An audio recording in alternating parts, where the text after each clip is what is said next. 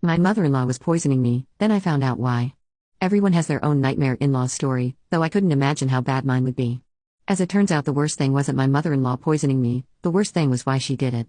I met Craig on one of my rare vacations and we had sort of a whirlwind relationship. We fell hard for each other and were married in a courthouse wedding within 2 months without ever meeting each other's families. Mine visited a few weeks later and after their initial shock really liked Craig. While we got moved in together and figured out married life, I got to hear more about his parents who lived near the rest of his extended family a few hours away, though we never saw them. My work schedule is rough. I work 6 to 7 days a week and my off days are a blur of appointments and errands. I think in the 2 years before I met Craig, I only left the city once. I finally got a few days off so we could head to visit his family about 6 months later. His whole family came over and everyone seemed thrilled to meet me, except for his mom, Betsy. She was cold and distant, and could sit there without saying a single word to me. It was creepy, but I kept trying to spark up a conversation. On our last day, he announced that we should take an afternoon hike up into the national park their house sat on the edge of. Betsy made lunch and I was changing to go out when it hit me, just waves of nausea. I wound up in the bathroom for hours that afternoon. I figure it was just a touch of something and thought nothing of it. We went back a few months later and again had a great time except for Betsy. She wouldn't talk to me, though Craig brushed it off and said she was just getting to know me. He finally said we could rent jet skis the next day and explore a lake in the next town as a way to get out of the house and unwind, which made me feel better. I was so excited to tell everyone where we were going, but it wasn't to be. After eating I got so sick I could barely walk for the next 2 days. At this point, I started to get suspicious. No one else was sick, and we all ate the same food.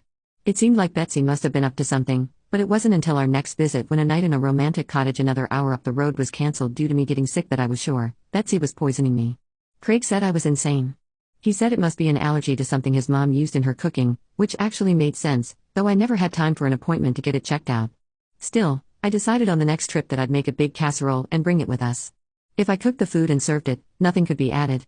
Well, I hadn't had 2 bites before I realized I had left the wine I was drinking unattended while I was heating up the casserole, and my stomach was already doing flips. You know what happened next, and it was not pretty. I was so sure his mom was poisoning me, and I confronted Craig about it.